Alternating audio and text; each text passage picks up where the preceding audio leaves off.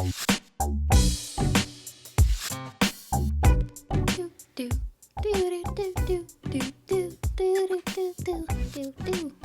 what's up? Hello, everyone, and welcome back to another episode of SimplyPodLogical, a Simply Nailogical podcast. Hello there. Hello. Happy Taco Tuesday. Christine, it's time for some spring cleaning. Is it spring or summer? Are we late? And I don't mean yard work. I mean, we're going to look through the Simply Nailogical inbox and clean out your emails. Why would we ever want to do that to ourselves? What a dangerous mission to embark upon. Yeah, well, people may understand, but as a big YouTuber, you're kind of a big deal. You get a lot of emails, a lot of unsolicited emails, and most of which are garbage. Well, But you've made a video on this before, I think on your second channel, Simply Not Logical, where you sort of looked at and you sort of shared with people the kinds of emails YouTubers get.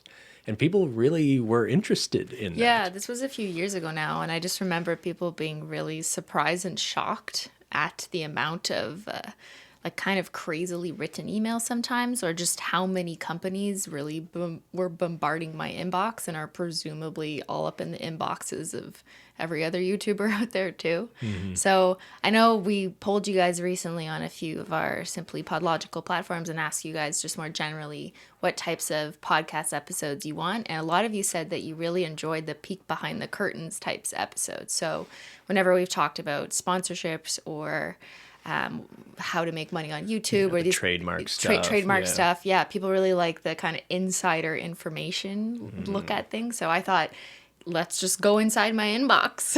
Let's do that again. All right, so let's just hop right into Today's episode is not sponsored by any emails that came into my inbox. How about that? It's just sponsored by Menchie. Yeah. Menchie, who is lying on the table right now. And like we're redacting names of companies and stuff like that. Like the intention here isn't to like ridicule companies that are just trying to make money by reaching out to influencers. We're not putting anyone on blast. Okay. That's the language, Ben. All right, vibe check. All right, first one. Hello. We want to... Wrong. Incorrect. We want sponsored ads on your Facebook page. You will be paid $4,000 per week if you are interested, or for more details, please contact us. Wow, I wonder what more details I could possibly ask for. There's just so much information in this email. I don't need more details. All right, this is just a funny one to start off with, but I think people would be shocked how many emails come through where it's like someone throwing out a dollar figure saying, I want your promotion, and it's like, there's no indication here what we're even talking about. There's no mention of the product. There's no real mention of the business. Like, they may have provided a name, but that means nothing to me. And to throw out a large dollar value seems to be a strategy. This is a strategy you see from like these sort of smaller, less credible sources, but it's also something we see from larger, more legitimate, credible agencies or companies too, right? A lot of the hook they think is like putting a dollar figure in the subject line or something like that. Which I find really ironic because YouTubers, by nature of being a YouTuber, you have to learn about like clickbait and how to make a good title. And I'm not saying you need to clickbait, but part of the art of like making an enticing thumbnail and title is something that even YouTube themselves will explain. These are things you should think about. Mm-hmm. So as a YouTuber, you kind of understand like what's going to catch people's attention. And then in your inbox, you're getting emails from companies that are like, how do I catch their attention? Oh, money. Like, yeah, it's a clickbait subject line. Yeah, it's like, we'll pay you $4,000. Yeah. All right, next one. Offer for cooperation with the YouTube channel Simply Nailogical. Hello, Simply Nailogical. Why does everyone say hello? Like, clearly they're not watching. My name is blank, and I represent blank. We see that you're great at developing your channel, but we know how to do it more effectively. Tell me more. We are ready to help you. Collaborations, expand your audience. Distribution of content to other platforms. Earn more. Technical support and guaranteed security of your channel. You'd get a personal manager who will be in touch 24/7. Design and analysis, high level of clicks of thumbnails, analysis of audience psychology, etc. Content ID, protecting your rights and monetization of your videos. Payment Express, withdraw money every day. The dream. P2P transfers, with which you can transfer money more easily without involving third parties. And that's not all. I propose to arrange a call and discuss it in more detail. What do you think? What do you think? Do you think that's a reference to you? Or I no, don't they think just so. ends all their emails No. with what do you think? Yeah. Sometimes it's very obvious from the subject line or who these emails are sent to that like they'll leave in the square brackets by accident. It's an autofill. Yeah, where they're just automatically sending like whatever roster or list of channels they somehow ended up with I the think email. they of, must right? use some software to scrape emails from YouTube channels with a certain amount of subscribers, or even Instagram accounts. There's some strategy there. So even though this maybe sounds like a more detailed email than the first one, which was just like $4,000 to promote something we don't know You what. don't know what it is. Emails like this are just as sort of, I feel like there's some like buzzwords in here about like what we can do, help you grow revenue. It is like, there's no real indication of what this company is or does, right? No, they just say, we're going to help you develop your channel, earn more, guaranteed security of your channel. Yeah. That's What does that even mean? Like, unless you represent YouTube where the channel is hosted, I don't know what you mean by more security. Well, if anything, like, I'm not saying there aren't, legitimate companies that you can partner with on YouTube to help you grow your channel or your Sure. brand or whatever. But as soon as you have third-party companies or apps with access to your monetization and stuff, the last thing that is doing is helping you secure Yeah, your channel. Good point. It opens you up to more vulnerability of risk where people could maybe hack it, or just more people being able to access your analytics. So you always have to be really careful, even as a user, what third parties are hooked up to your accounts, to your YouTube account, where you've provided permission. So that's always something I try and spring clean that out every year. I look at what I've kind of accidentally hooked up to, and then I'm like, Yeah. delete. So reminder to do that. To your Also, apps. just some unsolicited advice to people who send unsolicited emails like this. I don't think you start off by saying, like, your channel's okay, but we can do a much better job than you. Yeah, It's like I'm backhanded. It's not really a well articulated pitch, I would say, but this is pretty standard for what Yeah. I see. This is like a copy and paste that I've essentially seen in some version of another from more than one company. So this right here is just an example of what I get on a almost daily basis from so many random companies that I've never heard of. Next one, hello, Cristine. We are blank, a brand based in blank, and we're launching a brand new campaign for our natural slimming patches. Tell me why I should care. Tell me why you're sending this to me. Our website is blank for your reference. Okay, so they're letting you look into the There is product. a website. Our products work very well here in blank, and we are developing our brand. We have been following your profile on Instagram and really love your posts. They're lying. Do you Like, put they're Do you lying. even post on Instagram? See, they're just lying. I thought I would reach out to see if you'd be open to a paid collaboration on Instagram and or Snapchat. Please share your possible rate for our collaboration.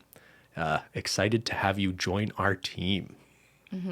I mean, I think the audience knows why we are laughing at this is because you guys know my content. I would never do a promotional deal with a company that's promoting like slimming patches or losing weight weight. loss, yeah. That's just something I would never do out of my own moral standards. But I also am very confused by brands who reach out to YouTubers and say like, we like your content, we've seen your stuff, but it's just so discordant with what they sell. There is nothing on my main YouTube channel or main Instagram that suggests I'm interested in losing weight or promoting that kind of thing to my followers, especially like slimming patches, which what's a slimming patch?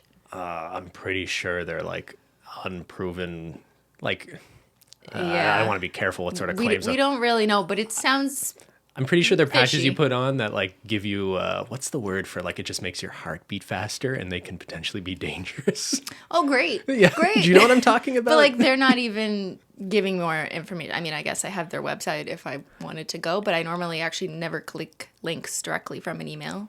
If people could lose weight by wearing a patch, It would work. people yeah. would be aware of Then that. doctors would be prescribing it.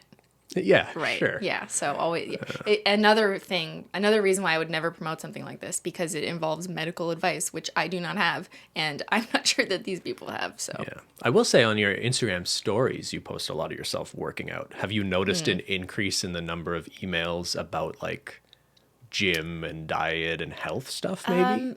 You know, I thought maybe I would, but actually, no. I've always consistently had emails, and this is just like sad society, I guess. Ever since I got big at all in 2016, I've always had emails about tea that is like a detox tea or something to lose weight, when it's never been something that I expressed as a social media personality, like wanting to share with my followers.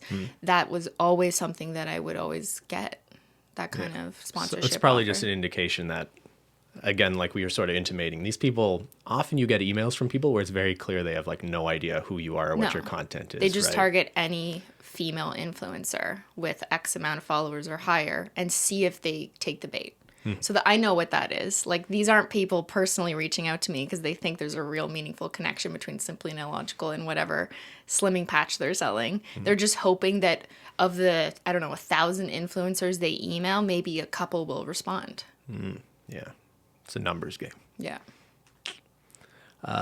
There's a related one here. Hi there, my name is blank and I'm reaching out to you because we recently came across your YouTube channel and love both your content and your values.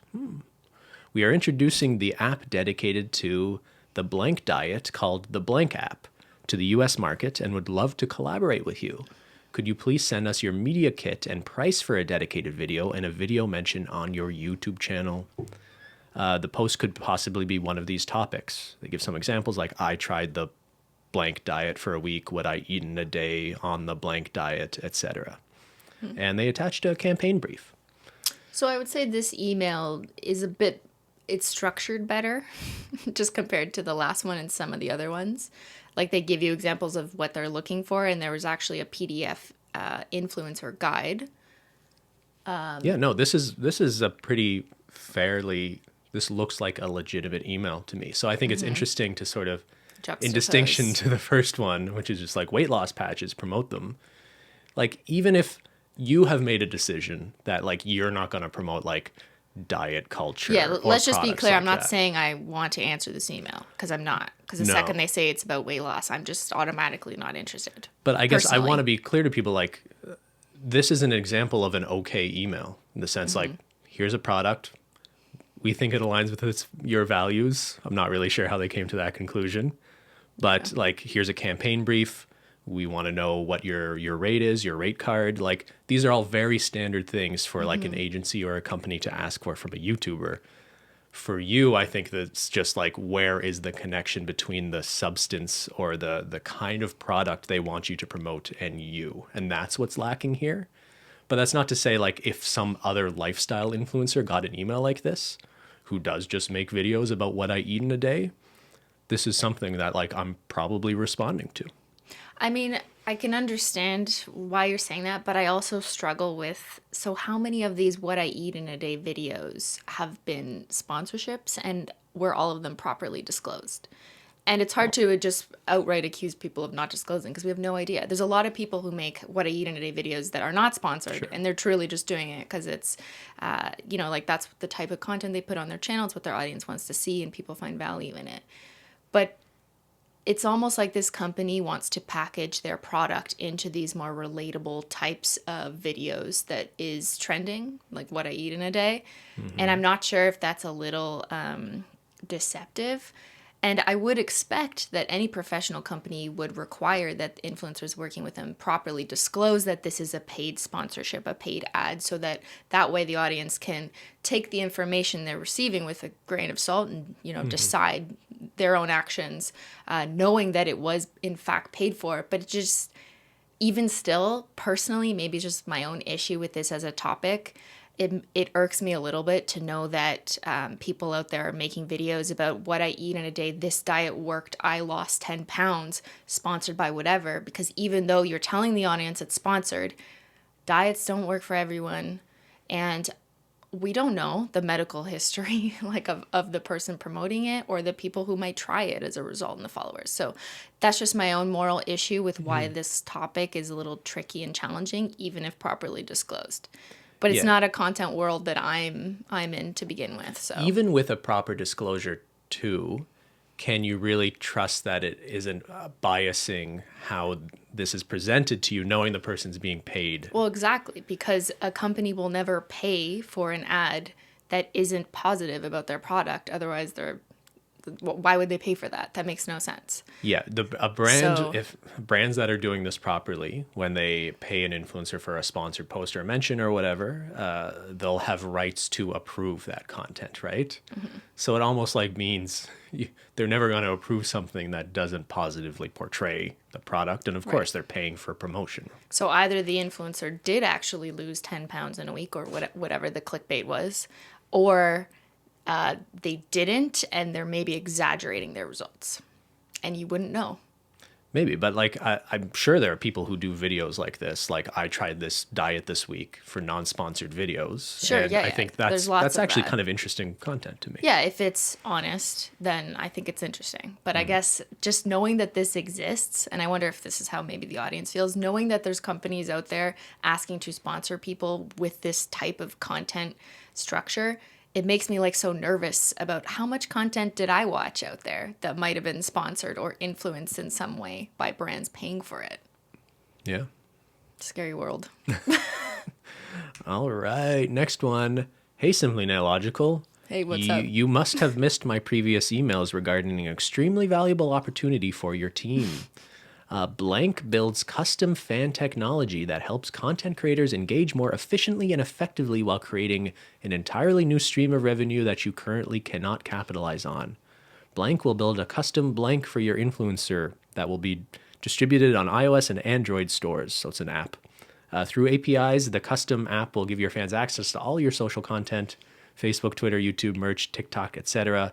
It'll create emojis, themes, wallpapers, and stickers, all tailored to your influencer's liking.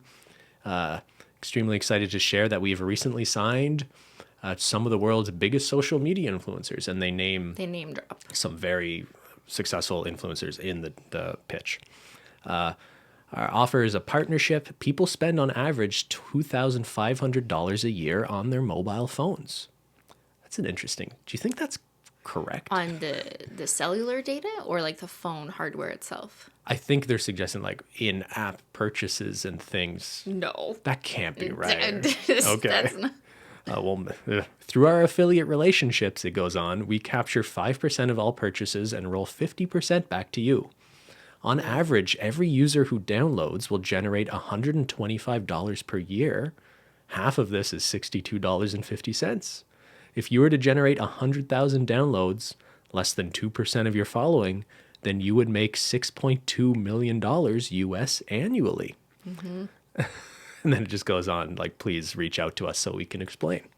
So this is another example of a company using a very large number, calculating it off the basis of my YouTube subscribers, I guess, and saying like, hypothetically, you could make this. And it's a pitch. It's a way to get you to reply because it's enticing to hear, I can make $6 million. I mean, there's no reason to think or believe that, and the average person spends that much Also money that, on yeah. their phone. So I have no idea where those numbers are being pulled from. I do sort of want to at least acknowledge that the percentage they're using on your audience, like 2% might just sound low to people, right? But I think it's very well known within this sort of space that conversion rates of like 1% or more is like Are a good. great. It would be Yeah. good if you post point. a YouTube video that's advertising for people to download an app. It's very normal to have like a 1% conversion rate. Of your viewers, because viewers is very different from subscribers. Usually the conversion rate is based on impressions, so that would be how many views. Sure. They're just picking the subscriber number, which is not even accurate because as we've spoken about on our sponsorships podcast, just because I have 7 million subscribers doesn't mean I get 7 million views every video, right? That changes over time. There's attrition, and brands, if they're smart and they want to pay and get their biggest bang for their buck and have it be the most fair, I think, is they should base their evaluation of how much to pay, their return on investment, on how many projected views or impressions they're going to get, not subscribers. And most brands know this now. For a long time, people were really hung up on subscriber numbers. And a lot of like established channels with millions of subscribers had a certain like prestige, even though they're not really getting the views anymore. That effect is still there. Like To to be some able to degree. say I have 1 million subscribers is still a bragging right. That, you might just sound better, I Sure, guess, but- than someone who says I have 800,000. But if you can prove that you get 1 million views, even though you have 800,000 subscribers, for example, which is much better than the 200,000 views that the people who have millions of subscribers, then you arguably, objectively have better metrics. Yeah, no, and most companies understand this now. Yeah. I feel like there's definitely been a shift to the point where like on podcast ad reads, for example, it's very normal that like you give them like what your average number of views are, and they'll pay you for a sponsorship based on an expectation that it should be close to that average number. And a lot of contracts now will have baked into it a make good, which essentially means if you didn't hit close to that average number of views, you might have to do a second ad read Which is for tough. that company. Which is tough for a content creator because you can't promise or predict exactly how many views because every topic you do is different. There's different interests. There's different times of the year when people are paying attention. So like that's also tricky on the creator too. Yeah. I think in principle, it makes sense. It makes sense because they're paying for impressions. Yeah. So I understand it, but... Anyway. Anyways, the other interesting thing about this email that I find is a recurring trend in my inbox is name dropping big influencers. So I didn't want to put the names of the influencers because disclosure rules might allow you to figure out which company this is. But just know that so many emails I get, they use like major YouTubers and also like mainstream celebrities like Kylie Jenner. Not this email in particular, but I get a ton of emails from companies where like, we've worked with Kylie Jenner, and they'll include a picture of her with their product or something as if to give their business an air of legitimacy and a reason why I should want to work with them because they've worked with people who are clearly established that why wouldn't I believe that they're illegitimate or that this is a scam? But personally, this doesn't give me confidence necessarily because although references are always important, there's a lot of ads that people like Kylie Jenner and other influencers have done that I wouldn't do myself. And that doesn't mean that you're legitimate because someone else who has followers decided to take your money. Yeah. And it also tells me like, I guess I'm a little uncomfortable. I mean, if you're posting a public ad, I guess it's kind of in the public discourse or knowledge that you did that ad. Yeah. But when I see companies do this and include that in their email, it reminds me immediately like, oh, if you were to work with them, they're name dropping you and using you to get other people too, which I always feel like is kind of a weird thing, right? I think that's something really good to remember, that if you're a content creator, small or large, when you agree to work with a company, you need to be okay, not just with doing the ad and promoting it to your followers and being comfortable with whatever it is, but them potentially using your name in the future as someone they've worked with. If you have any hesitation at that, or you're like not confident in that relationship or association, then it's probably not a good idea. But what if I just want to make $6.2 million annually on this app? You know, I have my doubts. Like, here's the thing. This sounds like it doesn't sound like a lot of money. It is a lot of money, but I see numbers like this from people all the time in my inbox, and I see them so often that I roll my eyes. Like, this isn't true, first of all. Like, if I signed up with this company tomorrow, I'm not making $6 million, right?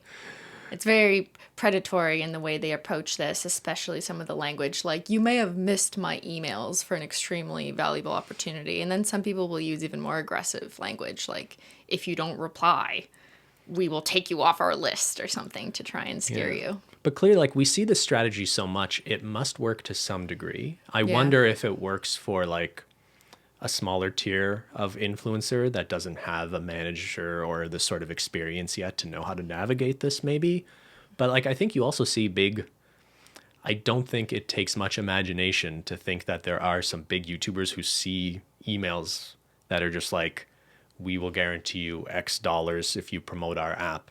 And then all of a sudden, Tana Mongoose selling perfume that she's never even seen or smelled in her life. You know what I mean? Like, like she did, like, I don't mind, like she did an MTV show where it showed her releasing a product like that. It was perfume in like a skull bottle. And the show made, like, this is her reality show, and it made her look, what was it called? Tana Turns 20. Did you watch this? I didn't watch it. You didn't watch Tana No, Turns man. 21 on MTV? No. The show just made her look like an awful person, which is really interesting. Awful like, person or awful business person? Like what? Just a bad person in general, which is really interesting because like she's the star of the show. I don't know if she had any sort of oversight on how it was edited? I think apparently not, because at every turn the But show. she doesn't mind. Like, at least in her own content, she likes playing that part of like, I'm such a fuck I up. don't know, if right? I signed up to be part of a reality show and it was edited to just make me look like a dirtbag, I wouldn't.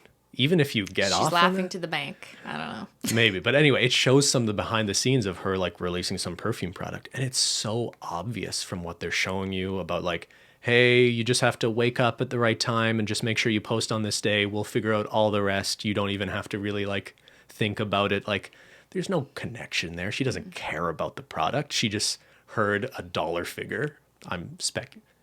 This is what I imagine happened. She heard a Yeah. dollar figure. Yeah. Other people are doing the work. She has some weirdo manager who basically treats her like a child, Who will get a percentage? who will get his of- cut. Yeah. And like, who cares if has like a she doesn't negative care, impact, yeah. or who cares what the product is or what it smells like or anything, you Who know? cares about the potential backlash from the audience, the quality, or the whole experience? Just like TanaCon. Yeah, right. Yeah. And like, and for fans to see someone repeatedly do this, Why are how they still how is fans? there still a customer base there? That's what I don't understand. Intrigue. It's like watching a train wreck. I don't know. But that's not a reason to buy perfume, right? I wonder if some people buy it though just because they want to shit post about it. And I think that might be a good chunk of sales. Is people are just like, oh, I'm totally gonna buy this so I can rip it apart on TikTok. It works. You think that's a good proportion of sales? I'm not. Well, I don't know, I but I can't. imagine that. Yeah, like that's definitely a motivating factor for some people purchasing the product. And then there's other people who are truly still fans despite all of that. Yeah. All right. Anyways, Next one. can we delete that last one? Next. Partnership with blank. Hey there. I see that there's a perfect fit for a partnership between blank and your YouTube channel that will generate instant continuous monthly revenue with your 7,480,000 subscribers. If you take that number and multiply it by 1%, that's 74,800 people. And if they pay a $5 subscription, that's 374,000 US a month. Thank you for the math. Our service fees are lower. We're kind of like Patreon, but better, yada, yada, yada. Wait, our service fee is 4.9 plus 2.9 plus 35 cents. like what? Yeah, why would they split that up? Okay. Okay, that's, yeah. How do you, like, we've talked about like subscription models and stuff, and Yeah. how some people turn them on and it totally makes sense for them because maybe they're, But why are they pitching this to me? Because it also sounds like they're telling me to just turn on YouTube memberships for $5 a month. Like, why do I need their help? well, here's the YouTube memberships. There's a certain revenue split. Revenue Is this share, confidential? yeah. I think it's a I don't know. 70-30 That's split, public. right? Yeah. For memberships. Yeah. So I think they're trying to argue they're taking less of a cut than memberships would. So, okay, just the service fees and Yeah, but whatever how else. do you convince people to use this And whatever how this does this third even party? integrated with YouTube? Well, here's the thing: there's no contemplation at all about what these people are paying a monthly fee for. That's the That's biggest the biggest red flag here. Yeah. Okay. Well, we're gonna use your 7 million fans. 1% of them are gonna pay you. They're just gonna pay you. We don't know what for, but they're just gonna do it, and you'll get over almost $400,000 a month. Done. No explanation of how, why, or why this makes sense for me personally to do, or what they contribute. Yeah, like you can turn on memberships on your channel anytime, and we've sort of talked about how it would only make sense to do that if you felt like you were giving them something of value that could justify why they are paying sort of a monthly fee in that way, right? Yeah. I feel like maybe more people than we want to acknowledge just don't look at it that way. I think it's different in the streaming universe where ads or monetization opportunities are less so than ad revenue on like highly viewed shorter YouTube videos. And same with sponsorships. There's less sponsorships on streams, whereas there's more in like YouTube videos. So memberships become more of a primary income source on stream. So I do think there's different universes where Sure. the rules to me are not rules, but just like the standards are a bit different. The subscription model is Yeah. much more normalized on streaming for sure. Yes. And I've been watching more streaming content lately, just Same. out of personal interest. Yeah. And Yeah, it really it was really jarring to me at first how much of the content is people just acknowledging people Donations. donating and Thanks giving for them the money. dono. Thanks for the subs. Thanks Thanks for the for 10 the bomb. gifted subs. And 10 gifted subs. okay. I know the lingo now. You notice it on Twitch. I think Twitch, it's sort of interesting because they use language that isn't just like, thank you Thanks for the money. $5. Yeah, they have sort of this whole vocabulary of like gifting and donating. And It's a smart way to disguise what is actually happening. yeah, it's not to say it's a bad thing. You're paying for, if you want to pay $5 a month to someone you enjoy watching a stream and hours of content from, that isn't a bad value I don't have proposition. an issue with it unless the influencer is manipulating you into doing it and say you must do it to support them putting food on the table and things that are otherwise arguably not true. Take a drink every time Cristine says YouTubers say put food on the table. Like the manipulation is where I have issue. That's not most people. Yeah, I'm just highly oversensitive to the small amount of people who do that. The people who don't even care about like what someone like a member on their channel would even get. Yeah. Like I don't mind calling this person. Like I saw a video from Matthew Santoro the other day complaining that people don't watch his videos as much anymore. Yes. And that's, whatever. You can blame algorithms and whatnot. But like halfway through the video, he goes, and I just want to like quickly thank, like there's a number of people who signed up to be a member on my channel. And I just want to say I appreciate the revenue I get from you guys.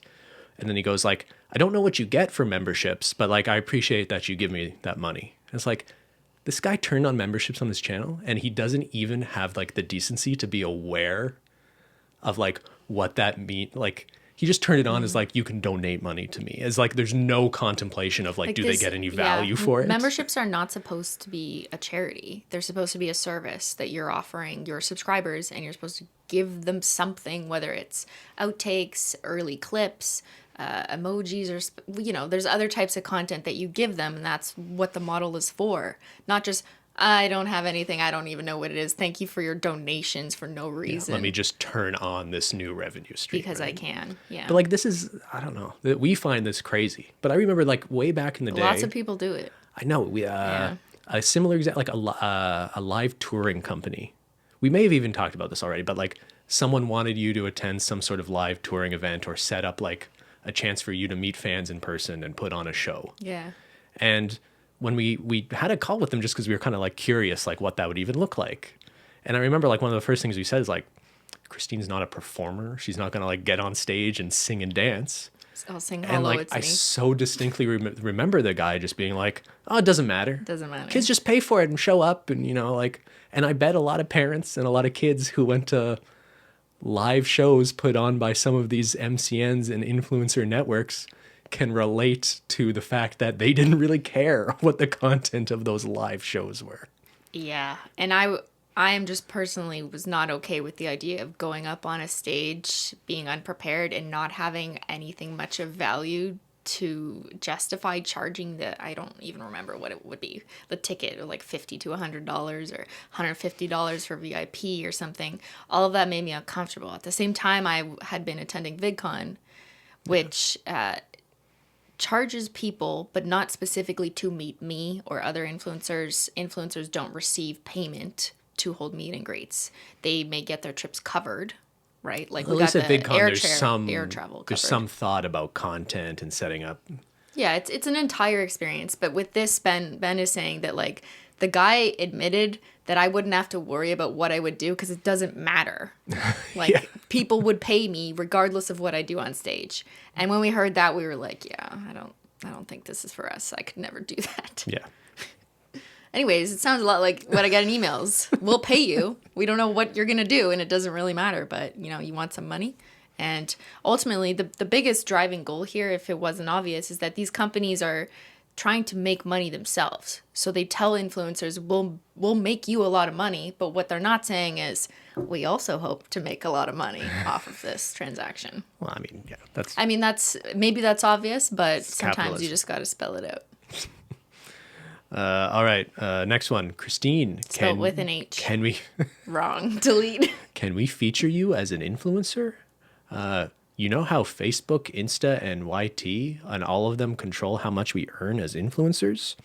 Algorithms deciding whether people even see us, ads getting in the way, exhausting climb to get paid. What? Like, I'm is a this fellow written? follower of yours on a team setting out to make social media better for everyone. Our network blank is prepping for a TV show you will likely watch. We're looking for influencers who want to join the social media revolution on a platform that puts you first. We're like an audio Twitter, but better. If your followers pay $1 to $2,000 a month, or free if you'd like, to listen to ad-free you get paid 50%. Converting your 7 million followers would get you $42 million a year. So they're not even considering their There's no conversion. click-through. Yeah. Their conversion rate is 100%, Wow. not 1%. We see you're already established, so converting your followers should be a breeze for you. All 100% of them. Damn. Can I get you a free membership to play with and see if you like earning 6 times more with us? Just to see if I like it. Just to see if I. Would you like $42 million? Reply to this email. Oh my god. Again, I don't know if there's anything new to add here. It is interesting they're kind of trying to play on is the algorithm not working in your favor? I have to say, like, there are legitimate issues to have with YouTube and suppressing certain topics of content and, you know, mature themes and new shows. Like, there are legitimate things to complain about YouTube, but like 9 times out of 10, when people complain about YouTube suppressing them, I find it's often people who are just like annoyed that YouTube isn't promoting them as much as they used to. That's a really interesting point. And I think it's, like Ben just said, there's valid reasons to be concerned about suppression for certain topics. But let's say you were like a really big influencer for some time and the algorithm was just pushing your content because tons of people were flooding in, and that's what the algorithm recognizes. Is more people clicking, then it will push you even more. But maybe your time of virality just kind of fizzles, and maybe people have like moved away from your channel. There's natural attrition, as with anything. And then maybe the algorithm just isn't promoting you as much. So it goes back to the baseline. And now you're mad that you're not getting help, basically, from the YouTube algorithm. And I think this is the reasonable position. You can be mad about YouTube suppressing certain kinds of content, but you can't be mad that YouTube isn't like putting you on the promoting recommended and recommending you necessarily. Like, if someone wants to find your video, they can find your video. It is not hard to find someone's content on YouTube. Unless it's the cases of suppression. But we're talking no, but like if those. I know your channel and I like your content and I've clicked the bell, I'm even like the complaints about notifications not going out. There is a bit of a gray area as to how that works. And we've sort of, I'm not sure how public this is, but like there are certain ways in which, like, if you turn on the bell, you should get notifications.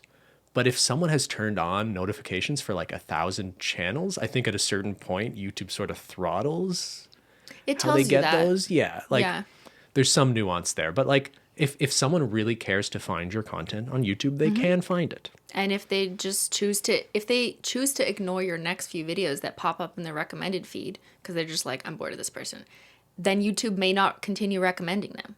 But that's because that viewer is just like, I'm not interested anymore. So you can't really be mad at YouTube anymore. And for YouTube too, it's like, I think people have this idea it's like some person behind the machine pressing buttons, when it's like they're always playing catch up to sort of understanding what the algorithm is recommending, which is totally a problem. And there's a valid conversation to be had around there. But like, people who have been on the platform for years have sort of seen the shift towards, you know, oh, like daily uploads are what matters and how I get recommended. Yeah. Oh, just as much watch time as possible is what matters and how I get recommended. People change their strategy to adapt. Yeah. I think what people or creators need to remember is that YouTube or any online platform evolves with time, and there's an increasing number of audience members every day that join. And there's an increasing number of content creators that join and are all competing for the attention. So maybe if you were huge in, 2014, you are not as huge now, because now there's just way more people doing crazier different things. Trends have changed, and that's normal. And I find it surprising somehow when other creators, like larger ones, feel like they act as if they had some right or sense of entitlement to maintain the amount of like volume and views that they once had. when like I never expect that. I remember thinking back in 2016 when Polish Mountain hit, I'm like, this is never going to happen again. And like immediately expected, like, no one's going to watch after this. Yeah, it's very rare for someone to maintain like their sort of peak success for years. But there's people who have, kind of faded into obscurity and then made big comebacks and right. things. Yeah. And maybe they make something that's really cool and awesome. Subscribers find them again. And then the algorithm starts promoting them again because they realize that there's a renewed interest. And these peaks and bounds are natural and happen in this kind of industry. I'm just like very confused when some creators talk as if they don't understand that and they should just automatically have the baseline that was once a peak. Mm-hmm. They expect that to continue. That's just not the industry. Sorry, reality break. Dropping knowledge. But if you check your emails, maybe you can get $6 million. $42 million. $42 million. All right, another one. Last chance to create your own brand. Damn, last chance. Last chance, Cristine. After sending you several emails without success, I have to delete your address from my contact list. We only want to work with motivated people. Yeah. And I don't want to disturb you if this is not your case. I'm not motivated to reply. You're not motivated. This is your last chance to benefit from our accompanying service to create your own clothing brand without investment. A brand that would match your personality and to which your community could identify. If you would still like to create your brand, it's not too late! ! Simply reply to my email and provide me a phone number where we can reach you. A member of our team will then contact you to answer any questions you may have regarding our services. So what do you think, Chris? Did we miss out? I think I'm screwed. I think I'm just never going to have my own brand, guys.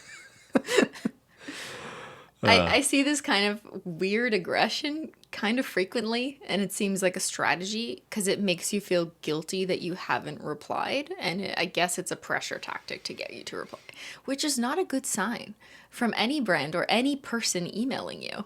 Yeah, sometimes I feel guilty, but like people have to understand, like you receive hundreds of emails a day. Mm-hmm. Like this it would just be a small sampling. It would be a full-time job basically to reply to every email you get. And I'm also thinking like I feel more bad about like like fans will email quite a bit. People can find your email address. Please know that like you're not going to get a reply or acknowledgement. No, right? I don't reply. I don't reply to any emails anymore. No, but I talk to fans on Twitter and social media. Yeah, that's the way to interact with people. Yeah. But in terms of creating my own brand, obviously this person or this company hasn't even bothered. Has no idea, like Holo Taco. They have no idea, what I do. And this is a common type of email I get pretty often is companies pitching for you as an influencer to make your own brand. And I think audiences would be surprised at how much this has risen, or actually maybe they wouldn't be surprised given the rise in beauty influencers coming out with their own makeup lines and people coming out with their clothing lines or gamers coming out with, I don't know, gaming things. There's a huge rise in influencers fronting their own brands. So now there's all these third-party companies that are basically pitching the idea to the YouTuber or the influencer, and then they would help actually get all of that business side done, and then the influencer ultimately just has to like sign off and promote it to their followers. Yeah, I'd like to think most people, I think you can tell the difference between someone who just like replies to an email like this and like is barely involved in their brand and people who are clearly, emotionally and financially invested in actually growing like a brand or company, right? I'd like to think people can kind of tell the difference. I also think you can tell the difference in, is there a real reason why this person started this brand? Because every now and then I'll see an influencer come out with a line of something and I'm like, why? Like, why? Does this make sense? So it's just, it seems to be a growing business model. It's another way for influencers to make money, to have different types of revenue streams, is smart. Which we're not like knocking those efforts. It definitely diversifies your income portfolio, which is smart given that AdSense isn't always reliable. As we've talked about, there's very high ups and downs of getting paid through YouTube directly. So sometimes starting your own line can help supplement that income and can maybe even be a more long-term solution. But it really depends on your involvement and commitment to the brand. Merch is that thing. For a while, it was so cliche for like, oh, you're a big YouTuber, come out with merch. Yeah. And it's, are you actually passionate about apparel? Like, or no? Do you just think, oh, people will buy a sweatshirt with my name on it, right? Mm-hmm. Yeah. Or those are seeing it in black and white. It can be somewhere in the middle, I guess. Next one. Hello, my name is Blank from Blank. We are a fast-growing company focused on producing and manufacturing products that solve breathing and snoring problems. I really enjoyed your video, Dollar Store Nail Art Challenge. What? I'm reaching out to you because I have some products that I think your followers would appreciate. Would you be willing to test and review the side sleeping backpack, mouth tape, ultra thin nasal dilators, or super support nasal dilators? As an added bonus, we can offer a discount code for your followers, a percentage of each sale you personally drive, and also other benefits that you want to discuss. If you are interested, feel free to contact me and I can give you more details. Best regards. Was I snoring in the dollar store video? Yeah. Did it look like you needed some ultra thin nasal dilators in that video? This is an example of two things. One is a company who is claiming that I would make sense to work with them, but there is clearly nothing there that would, why would I've never spoken about like my own sleeping or snoring issues. So it's totally off brand. And then the other thing is they're inserting something about me to make it seem like they've watched my content. So this is an autofill of just like probably picking one of my most viewed videos, I would assume. Yeah. I think this is a video that made you the most money ever. How did they know? How did they know? watch this podcast? No, they did not. I think, maybe we should be, let's try to put ourselves in their position. Yeah. If I'm trying to sell ultra thin nasal dilators, I go to Simply Nailogical. how do you pitch that to any influencer? Like, who would be a good fit for that? Had they cited the video where I painted your toenails in your sleep, I could maybe see an argument for it. Yes, and Ben has sleep apnea, so get him the ultra. Your boyfriend can test our nose strips. We'll pay you $4,000. Oh, that's funny. All right, next one. Hello, Cristine. My name is Blank, and I'm a curator for beauty influencers at Blank. I'm reaching out to you today because we are currently scouting new talent for our next campaign in our stores and would like to see if you are interested in creating your own makeup, skincare, or a hair care line to be featured in Blank's stores nationwide. You would have full creative control as far as choosing which products are in the line, your logo, color scheme, and product formulations, as well as talent commission paid to you for the feature of $50,000. Not only would you receive this 3-month talent commission feature for the campaign, you will receive 100% net profit on all your products sold through the website indefinitely. We will be making this initial investment to create your entire line and website. Hope to hear from you soon. You receive 100% profits. What do they get? I'm assuming they no calculate sense. the profits in a way in Net which they've profits. already recovered. Net profits after we take profits. Yeah, that is sort Yeah. that begs the question. Clearly, for sure. just the way this is written, I don't take as a serious business pitch. I think, however, I will say that the store they blanked out is like a huge major department store. So I think they use that on purpose to entice however many people they're sending this email to think, oh, that's so cool. I would love a makeup, skincare, or hair care line of my own to be featured in all insert major store here. Mm-hmm. I have no idea about the company itself that we blanked out. Were they sort of a legitimate kind of mainstream? Not really. Like, I've Okay. heard of it, but it's definitely not, it's not Okay. like it's... Like, I don't know. I worry we're kind of being too dismissive of all of these just because you're incredibly... Yeah. Because, like, a lot of people are receiving an email and being like, you could have a skincare line in stores, will help you come up with the formulas. Like, if you believe in the company and the product they have, that sounds good. I just, I just find so many of these are not, like, product focused. It's all just, Yeah. you can make money. Hey, you could approve this. Don't worry. We'll make you the money. And it's never about like, hey, we've got this amazing product. We think you'd be a great fit for it. You could promote this product to your audience and be confident in it because you're confident in the product. Like, that's never the spin on these emails, right? Well, not never, but like it's a minority of what's in my inbox. The majority of what I see is stuff like this that doesn't really give me any real confidence or insight into why would I work with you? Why would I make a makeup skincare line? Is this just because I could get 100% of the net profits and that's my main incentive? And I think it's kind of telling, given how much of my inbox is full of this as the main pitch, that maybe this is a strategy that works. Maybe. All right, next one and last one. Dear Cristine, we are a medical concierge company based in one of the top plastic surgery capitals of the world. Oh God, just what I need. We are partnered with the acclaimed plastic surgery hospitals in blank to provide our clients easy access to the best doctors to help them achieve their desired looks.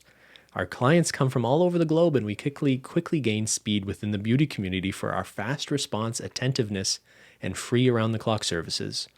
After viewing your YouTube channels and IG, we are impressed by your high-quality content and down-to-earth personality. If we proceed, we will sponsor these services such as flight, accommodation, surgery, cosmetic fees, and transportation.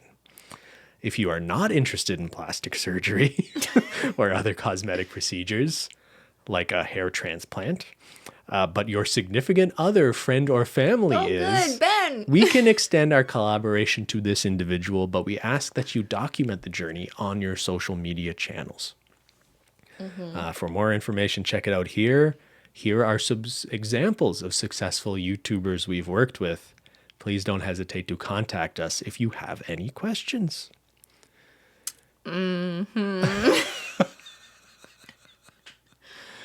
Would you like a facelift? I have many reactions to this one. My first reaction is sadness. Yeah. Because it's just kind of telling of this industry that this is commodified. Plastic surgery is not only like something you pay for, but it's also something you sell to other people. And companies are paying influencers or paying for surgeries and then having them promote it to try and profit off of the insecurities of the followers of influencers. And I looked up these influencers. They're not people that I knew off the top of my head, but they are large enough with hundreds of thousands of followers. So this does seem to be a legitimate, whatever word you want to use. Like, this is a business that is actively doing this. Yeah. And it's not the only one. I have seen this kind of thing before. Could be a cultural difference because it's not something that I see much of, like where I'm from. I know this happens, and I know there's some people who actually do value seeing someone go through surgery and tell that story honestly, because it does help you learn about it. Like if it's something you're interested in, it helps to see people that you follow or that you look up to talk about it from an honest perspective about the realities. And I can appreciate the true honest disclosure of that, because I think that's something that people definitely need to do, is be honest about procedures if they had them. This is being honest about the procedure, but you're being paid in essence to have it. I'm assuming it's like an inducement to get plastic surgery. Yeah.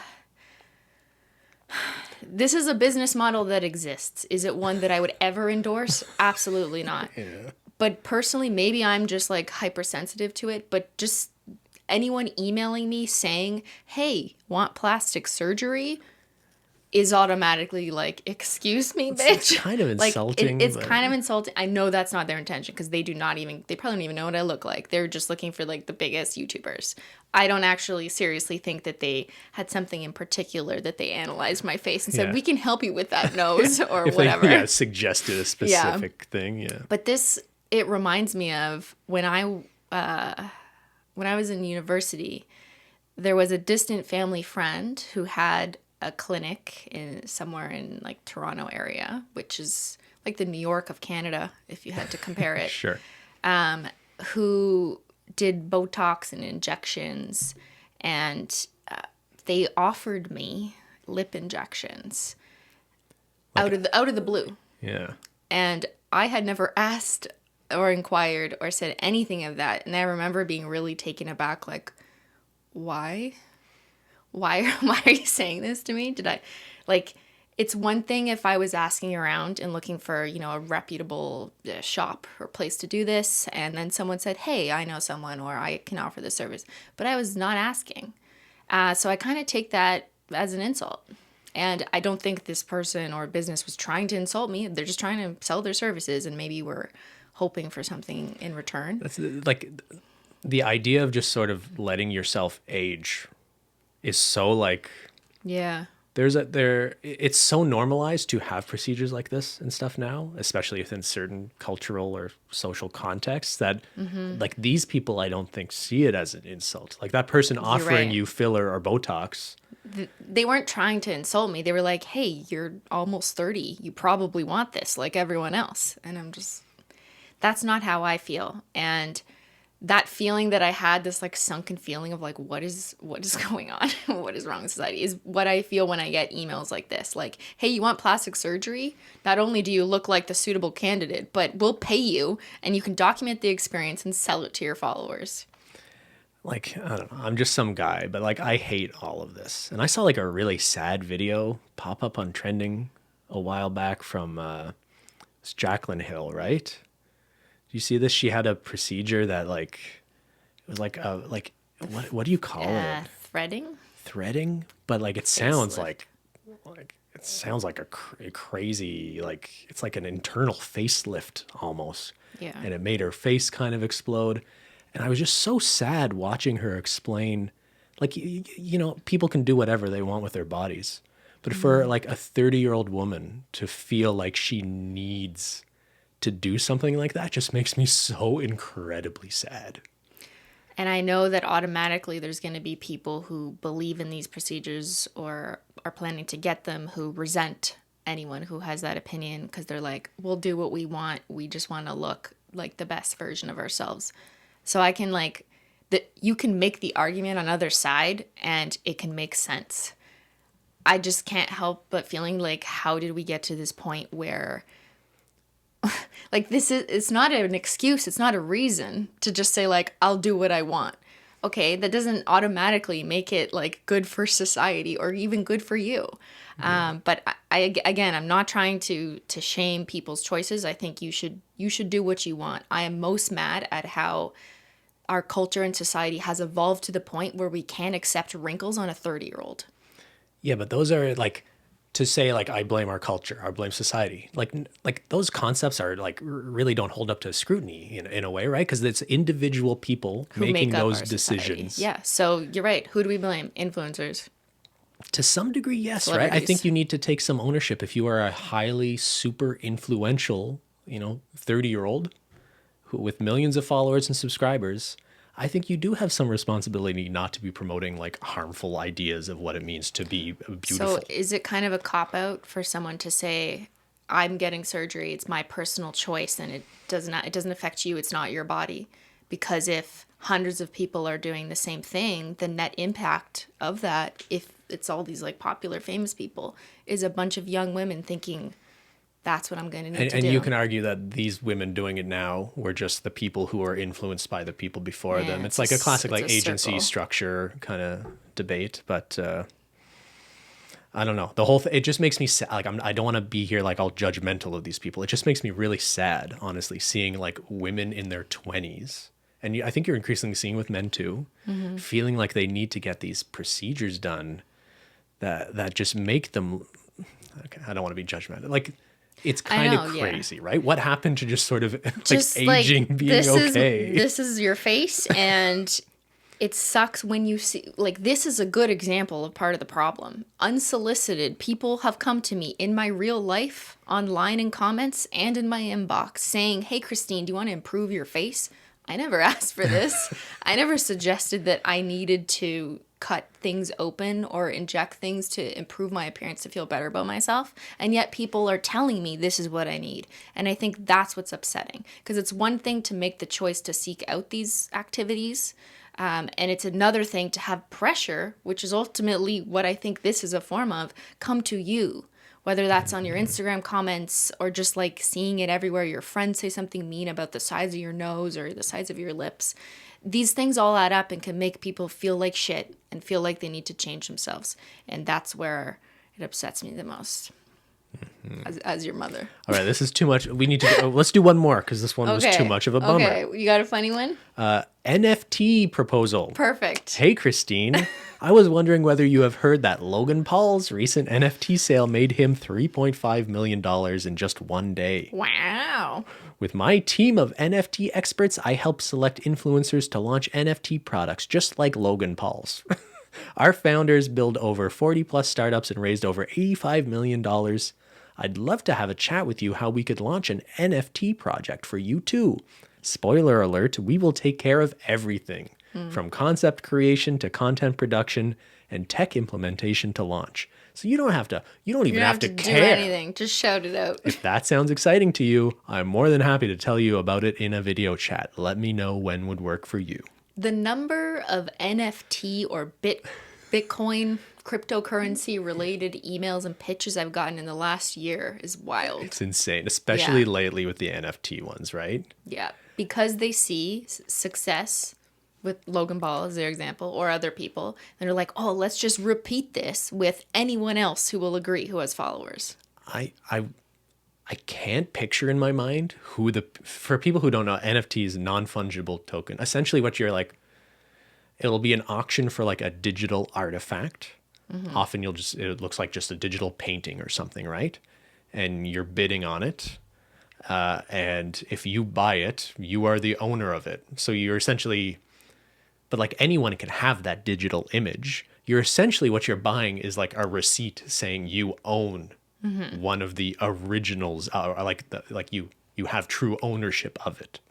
Right. It's like buying a receipt in a way, right? Yeah. Weird, like Internet loves receipts, so like I'm not old man shaking hands at clouds. I don't understand modern art. If people see artistic value in it, whatever. But it's so obvious from the emails you get and the discourse around this that it's just people in like a sort of tornado of cash it's people stuck in a glass box and there's money flying around and they're just trying to grab it on some stupid game show. Kind of. And you know, the best way to get more cash is to get more influencers because the cash just sticks to them. And you don't have to care. Well, don't worry about anything. We'll take care of it. Yeah. I've definitely seen an uptick in creators promoting their own NFTs or their own cryptocurrency or partnering with the currency. We have a lot of thoughts about those too. We talked about it a little bit in one episode a few episodes ago, but like a lot of this is, again, companies just pitching to influencers. Here's a really cool new way to make money. You don't need to think too hard or too much about what it actually means for your followers or the impacts on your followers even, or what they're going to get out of it. But here's a number that's really high. You might like that in your bank account. Will you reply? Love company. I have a lot of trouble in my mind picturing who the people are who are bidding on these NFTs though. Who paid $3.5 million for Logan Paul's NFT of him, like I think it was him opening a Pokemon card or something. Probably Logan Paul. He probably bought his own NFT with his holding company.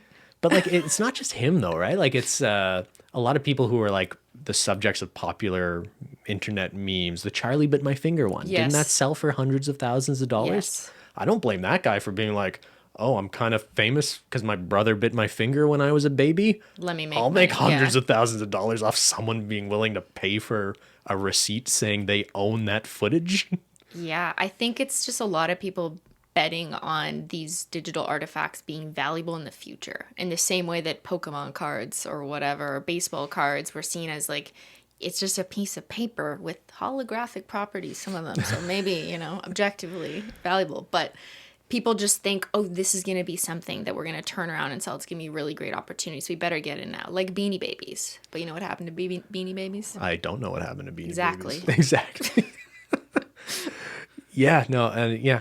I mean, we're not in this world. It's not something we're comfortable with. I have friends who are super into crypto, and I just don't want to go there. And like your point about influencers promoting cryptocurrencies, there is a lot of like, I think that is incredibly irresponsible a lot of the time, right? We've seen a lot of cryptocurrencies just sort of get like pumped up by influencers. They convince their fans to buy it, and their fans buy it, and it immediately tanks.